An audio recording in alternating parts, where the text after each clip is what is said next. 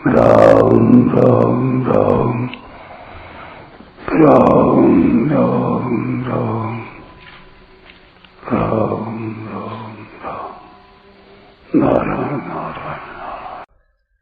संबंध जो भगवान की सधर्मता को प्राप्त हो जाते हैं वे तो महासर्ग में भी पैदा नहीं होते, परंतु जो प्राणी महासर्ग में पैदा होते हैं उनके उत्पन्न होने की क्या प्रक्रिया है, इसको आगे के श्लोक में बताते हैं। मम योनिर् महद् ब्रह्म तस्मिन् गर्भं दधाम्यहम् संभवः सर्वभूतानां ततो भवति भारत। हे भरतवंशोद्भव अर्जुन, मेरी मूल प्रकृति तो उत्पत्ति स्थान है और मैं उसमें जीव रूप गर्भ का स्थापन करता हूं, उससे संपूर्ण प्राणियों की उत्पत्ति होती है। व्याख्या मम योनिर् महद् ब्रह्म, यहां मूल प्रकृति को महद् ब्रह्म नाम से कहा गया है। इसके कई कारण हो सकते हैं, जैसे पहला, परमात्मा छोटेपन और बड़ेपन से रहित है, अतः वे सूक्ष्म से सूक्ष्म भी हैं और महान से महान भी हैं। अणोरणीयान महतो महीयान, श्वेताश्वरोपनिषद। परंतु संसार की दृष्टि से सबसे बड़ी चीज मूल प्रकृति ही है, अर्थात संसार में सबसे बड़ा व्यापक तत्व मूल प्रकृति ही है।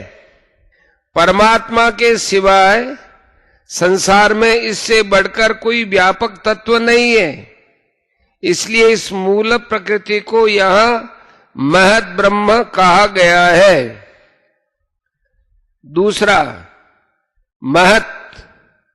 महत्त्व अर्थात समष्टि बुद्धि, और ब्रह्म माने परमात्मा, इन दोनों के बीच में होने से मूल प्रकृति को महद् ब्रह्म कहा गया है। तीसरा कारण, अभी अभी दूसरे श्लोक में सर्गेपि नोपजायन्ते प्रलये न व्यथन्ति च पदों में आए सर्ग और प्रलय शब्दों का अर्थ क्रमशः ब्रह्मा का दिन और ब्रह्मा का रात माना जा सकता है। अतः उनका अर्थ महासर्ग और महाप्रलय सिद्ध करने के लिए यहां महद् ब्रह्म शब्द लिया है। तात्पर्य है कि जीवन मुक्त महापुरुषों का मूल प्रकृति से ही संबंध विच्छेद हो जाता है, इसलिए वे महासर्ग में भी पैदा नहीं होते और महाप्रलय में व्यथित नहीं होते। सबका उत्पत्ति स्थान होने से इस मूल प्रकृति को योनि कहा गया है। इसी मूल प्रकृति से अनंत ब्रह्मांड पैदा होते हैं और इसी में लीन होते हैं। इस मूल प्रकृति से ही सांसारिक अनंत शक्तियां पैदा होती है। इस मूल प्रकृति के लिए मम पद का प्रयोग करके भगवान कहते हैं कि यह प्रकृति मेरी है, अतः इस पर आधिपत्य भी मेरा ही है। मेरी इच्छा के बिना यह प्रकृति अपनी तरफ से कुछ भी नहीं कर पाती। यह जो कुछ भी करती है यह सब मेरी अध्यक्षता में ही करती है। 9वें अध्याय का 10वां श्लोक, मैं मूल प्रकृति से भी श्रेष्ठ साक्षात परब्रह्म परमात्मा हूं। इसको बताने के लिए भगवान ने मम महद् ब्रह्म पदों का प्रयोग किया है। महद् ब्रह्म से भी श्रेष्ठ परब्रह्म परमात्मा का अंश होते हुए भी जीव परमात्मा से विमुख होकर प्रकृति के साथ संबंध जोड़ लेता है। इतना ही नहीं, वह प्रकृति के कार्य तीनों गुणों से संबंध जोड़ लेता है और उससे भी नीचे गिरकर गुणों के भी कार्य शरीर आदि से संबंध जोड़ लेता है और बंध जाता है। अतः भगवान मम महत ब्रह्म पदों से कहते हैं कि जीव का संबंध वास्तव में मूल प्रकृति से भी श्रेष्ठ मुझ परमात्मा के साथ है। मम एव अंश है 15वां का 7वां। इसलिए प्रकृति के साथ संबंध मानकर उसको अपना पतन नहीं करना चाहिए। तस्मिन् गर्भम दधाम्यहम, यहां गर्भम पद कर्म संस्कारों सहित जीव समुदाय का वाचक है।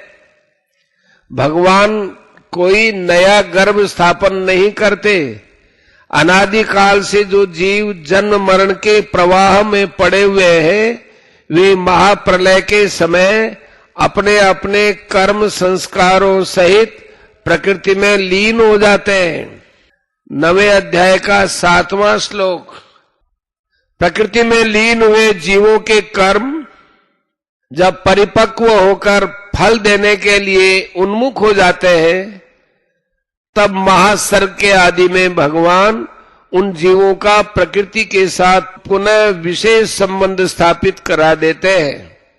यही भगवान के द्वारा जीव समुदाय रूप गर्भ को प्रकृति रूप योनि में स्थापन करना है। संभव सर्वभूतानाम ततो भवति भारत है। भगवान के द्वारा प्रकृति में गर्भ स्थापन करने के बाद संपूर्ण प्राणियों की उत्पत्ति होती है।